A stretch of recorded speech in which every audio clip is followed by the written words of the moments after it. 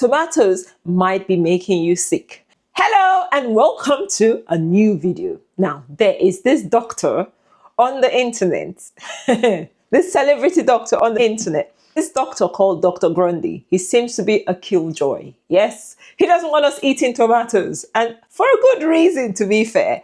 Tomatoes might be making you sick. If you have arthritis, leaky gut, or any autoimmune condition, you might find that after eating your delicious tomato sauce, you have achy joints, or you have some bloating, or you have some other symptoms. Check, it could be the tomatoes. But how do we make these tomatoes edible? I want to share with you how you can make your tomatoes lower lectin.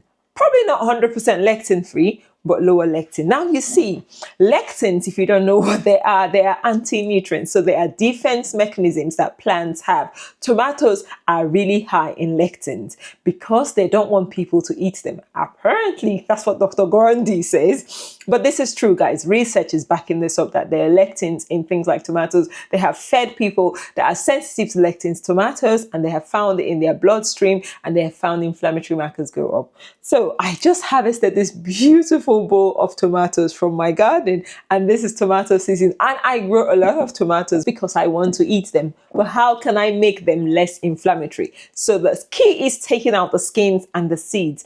But if you are like me, we are African, we cook massive tomato stews. Yes, you could use bell peppers, but they also have lectins. So this is how I have been making my tomatoes and making them low inflammatory. And thankfully, it works, because when I eat my own tomatoes that I have prepared this way, no joint ache the next day or the day after, because I used to have it with tomatoes. Now, it doesn't have to be your own grown tomatoes. If you can grow it, fine, but not many people can. We understand that. So the Italians have different ways of doing this. Now, the most common and popular one is to take a tomato, make a cross over it, and then you blanch it. And that way you can easily peel the skins.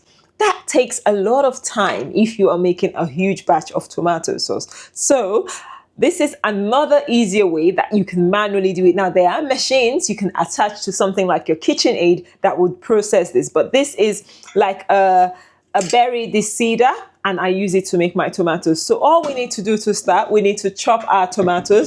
We can't just go ahead and use them as they are. So I'm just gonna cut it up into squares. It's best if you freeze them first, because we want to get rid of the seeds. We also want to get rid of the skin. If you freeze them, it gets rid of more moisture, but that's fine if you can't freeze them first. You want it just fresh, like I'm doing today. Just cut it into squares to make this easier to process, okay? And then we're just gonna pop that in there. And we'll do the same for all the tomatoes. High moisture tomatoes are more, they have more seeds. So for instance, look at this one. It has a lot of seeds. When you compare that to this one, can you see the amount of seeds in here? So go for varieties like plum tomatoes that don't have as much seeds. So see what I mean? This one is low moisture, less seeds. This one has high moisture, more seeds. But that's not a problem. You can still process them this way. It's just that you have a lot more seeds to get rid of. Something else I found with tomatoes for myself is using tomatoes that are freshly harvested has been less inflammatory. So if I keep it longer, the histamine levels in tomatoes rise. So I like just harvesting them on the day or the next day. So we place that here. I must admit, this thing takes time and patience, but this is time and patience I'm willing to use because I want to enjoy my tomatoes. So if you are really suffering and you don't want tomatoes to cause inflammation or reduce the inflammation tomatoes cause, then this is something you should really consider doing. We've processed the first batch, and this is what we're discarding, the skins and the seeds we don't want.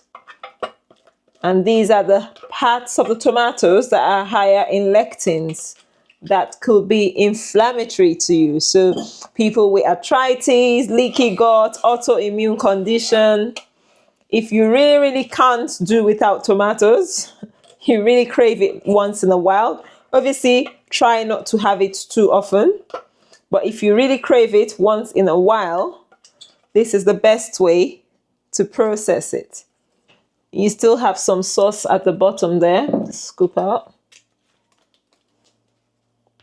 We've taken the seeds and the skins out, and we have left beautiful low-lectin tomatoes that Dr. Grundy should approve.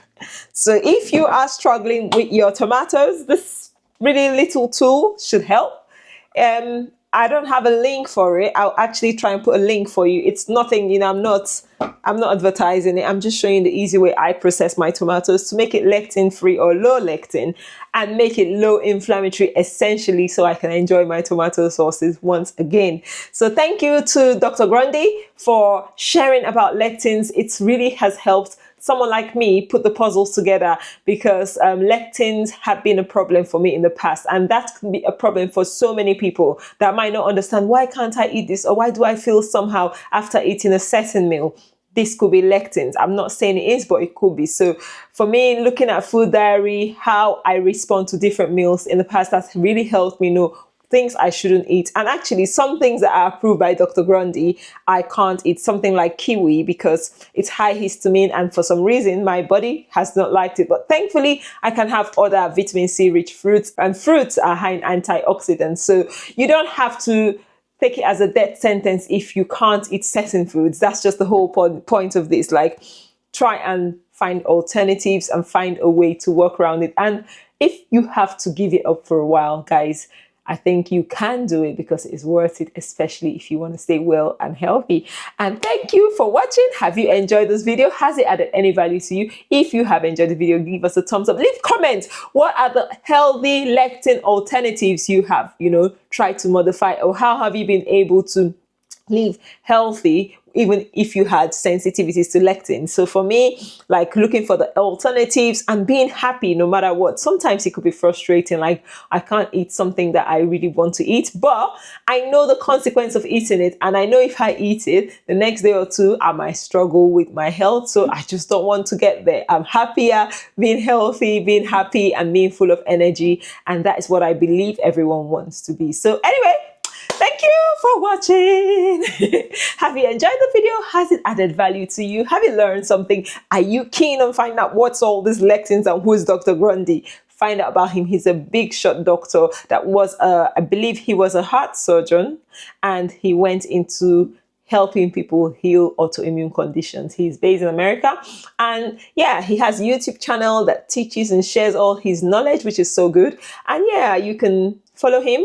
Please follow him. He's really, really inspiring, someone that really wants to help people out there. Anyway, until next time, do not forget, guys, to subscribe. Guys, subscribe if you haven't yet. Like the video if you've enjoyed it, if it's added value to you, and also share to your loved ones that might be struggling with like their favorite foods. Like for me, I don't eat tomatoes all the time anymore. Even with this, I try to limit it, because I know there are other anti-nutrients in tomatoes for me that I don't want to be eating. And it's not everybody. Like, some people will eat this and have no issues, and that is perfectly fine. No judgment anyway. Just whatever makes you well, whatever makes you healthy, whatever makes you happy. All right, I gotta go now. Until next time, bye-bye. Mwah.